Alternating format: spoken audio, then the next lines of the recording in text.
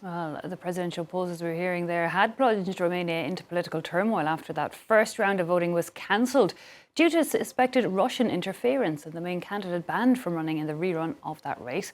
Well, to get a greater insight into that side of the story, we can speak now to political analyst and a senior research fellow at the Institute for US and Canadian Studies, Alexandra Filipenko. Thanks so much for your time. Can I simply ask you this question of Russian interference in the Romanian elections? How widespread do you think it was? How big an influence was that? Oh, and I thank you for having me, first of all. And I would like to cite the Romania's National Security Council. Back in December 2024, they declassified some information saying that there were cyber attacks, information leaks, and sabotage from Russia. It was Russian coordinated campaign in favor of pro-Putin presidential candidate. The documents were declassified by the National Security Council. And so the document said that there were more than 85,000 cyber attacks detected. And we are talking about late 2024. Of course, it intensified in 2025.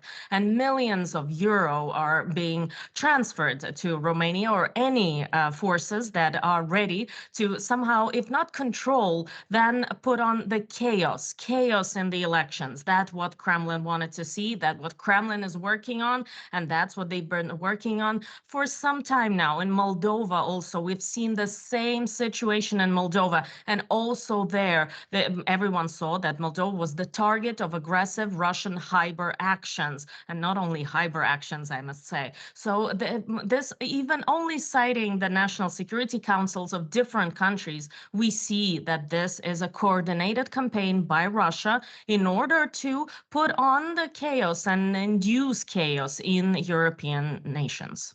And explain it to me a bit more, because you're talking about cyber attacks. Exactly what are they attacking?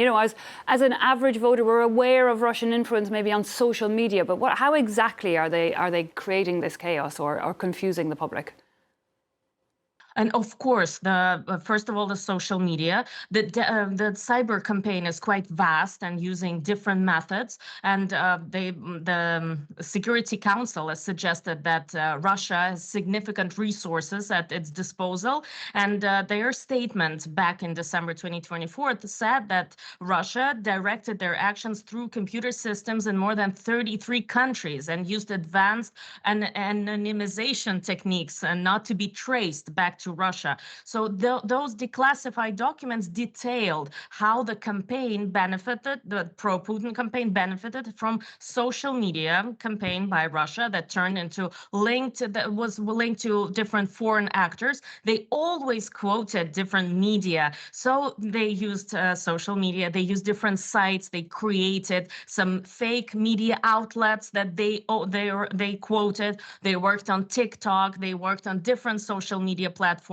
and of course they worked with in person. They worked with the people. They worked as bots, as trolls, internet trolls, but also they really commented on different conversations of the people, and they were quite knowledgeable of what has been going on in Romania. They've been following it for a long time. So these hybrid actions, they also included hybrid attacks on governmental offices, for different media not to work. But the main thing was the information campaign, but rather I would say the disinformation campaign through social media and through fake media outlets.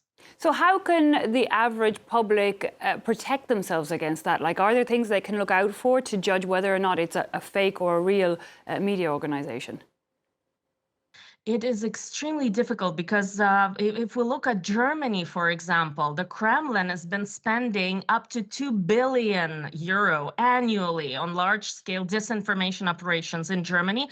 These are coming from analytical reports from German intelligence services. So those funds, Russia is allocating those funds to be used to create a network of hundreds of thousands of fake social media accounts, again, falsifying news sites, publishing publish false information aimed at disorienting the Germans, disorienting Europeans in general. So it is very difficult to really see what is actually going on. The only way is to listen to media outlets like France 24 or media outlets that you know are real and have been working for many years now. So this is a real problem if we see that, again, I'm citing German intelligence services, 2 billion euro. Russia annually allocates only to work in Germany. So we understand this is a large scale campaign. And of course, the first thing is to be very careful on who you communicate with on social media,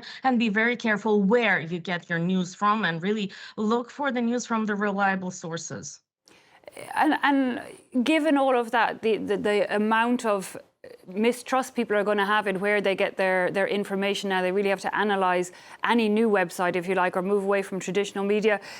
We've seen in these Romanian elections, you know, Romania did take the upper hand. They did have control, and, you know, we saw that massive turnout, and we saw a result that was more towards the pro-EU line. You know, overall, how much success do you think Russia is having or could have in their campaigns? Well, I must, maybe that would be too pessimistic, and but I must be some kind of a pessimist. But I think that what we've seen in Georgia, in Georgian elections, is what Russia has been aiming for many years, since 2008, since the annexation of part of Georgia in August 2008 by Russia, and since the period that Georgia became a state, a more democratic, a liberal state. And Russia has been aiming at turning things around, and they got their success only this year. So it's actually time to respond to, in very uncertain terms, to attempts to meddle in European elections, because Russia will not stop. They will not stop there. Even though they don't see great success right now, they will not stop, like they didn't stop in Georgia. We've all already seen that. Yes, it took many years, but still, now we see pro-Russian government in Georgia. Georgia that was ready to become a part of the European Union, become a part of NATO, and now they're turning everything around. Those pro-Putin government of Georgia right now. So it is very, very important to be aware of Moscow's actions, of Russia's actions, because even by the example of Georgia, we see that Putin will not stop, even if he's not successful right now. But we see how much success he got, quite a lot still, and he's not successful. He was not successful in Germany with the alternative for Germany, but still he will not stop. He will not stop moving into meddling into European elections, because if they don't get control, they want chaos. They want chaos in the European Union and in each European country. Alexandra Filipenko, we're going to have to leave it there, but thanks so much for joining us here on France 24 and bringing us your insight.